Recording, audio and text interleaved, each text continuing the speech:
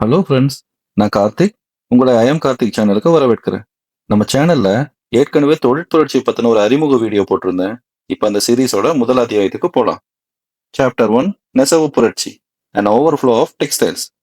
தொழிற்புரட்சி எப்படி ஆரம்பிச்சது தெரியுமா? அதுக்கு முக்கிய காரணமா இருந்த விஷயம் என்னன்னா, நம்ம உடுத்துற துணி தான். பழங்காலத்துல துணி உற்பத்திங்கிறது ஒரு காட்டேஜ் இண்டஸ்ட்ரியா தான் இருந்தது. அதாவது மக்கள் அவங்க வீட்டுல பருத்தி மற்றும் கம்பளி பொருட்களை சின்ன அளவுல தயாரிச்சாங்க.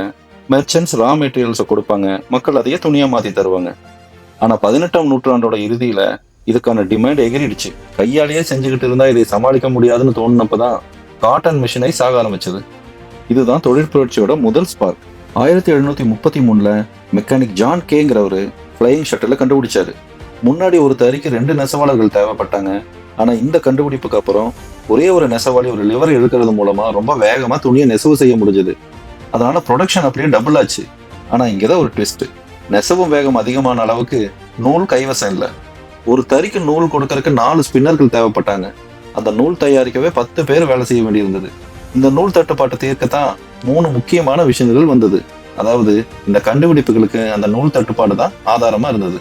ஜேம்ஸ் ஹார்கிரீவ்ஸ் 1764ல கண்டுபிடிச்ச ஸ்பின்னிங் ஜென்னி தான் முதலாவது. அவரோட பொண்ணு ஜென்னி தெரியாம கீழே தள்ளி விட அது தரையில உருண்டு வெர்டிகலா சுத்தறப்ப பார்த்தப்பதான் இவருக்கு இந்த ஐடியா வந்தது. ஒரே ஒரு நபர் ஒரு சக்கரத்தை திருப்பினாலே 8 நூல்களா சுத்தலாம். ரெண்டாவது, ஒரு 5 வருடம் கழித்து 1769ல ரிச்சர்ட் ஆர்க்ரைட் நீரினால் இயங்குற வாட்டர் ஃப்ரேம் மிஷினை கொண்டு வந்தாரு.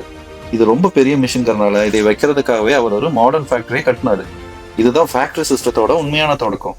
1779ல சாமுவேல் கிராம்ப்டன் ஸ்பின்னிங் மியூலை கண்டுபிடிச்சாரு. இதுல ஒரு நபர் 1000 ஸ்பிண்டில்கள் வரை இயக்கலாம். ஆனா பாவம் பேட்டன் ரைட் பண்ற காசு இல்லாதனால மத்தவங்க இவரை ஏமாத்திட்டாங்க. 1785ல எட்மண்ட் கார்ட்ரைட் பவர் லூமை கொண்டு வந்து நெசவுத்துறையை முழுமையா மிஷினைஸ் பண்ணாரு. 1804ல ஜாக்வாட் லூம் சில்க் துணிகளுக்காக வந்துச்சு. 1810ல பிரான்சிஸ் கபோர்ட் லோவல்ங்கிறவரு பிரிட்டன் ஃபேக்டரி டிசைன்களை எல்லாம் பார்த்துட்டு அமெரிக்காவோட முதல் கிளாத் மில்ல தொடங்கினாரு.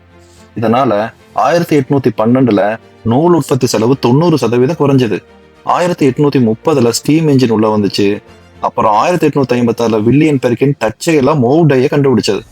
ஊதா நிற துணிகள்ல ஒரு பெரிய பர்பிள் பூமை இது உருவாக்குச்சு. மிஷின்கள் வந்ததுனால உற்பத்தி அதிகமாச்சு.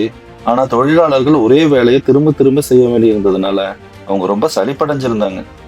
இதுதான் நம்ம தொழிற்புரட்சி சீரீஸோட அத்தியாயம் 1, நெசவு புரட்சி. தொழிற்புரட்சியின் அடுத்த அத்தியாயத்துல உங்களை சந்திக்கிறேன்.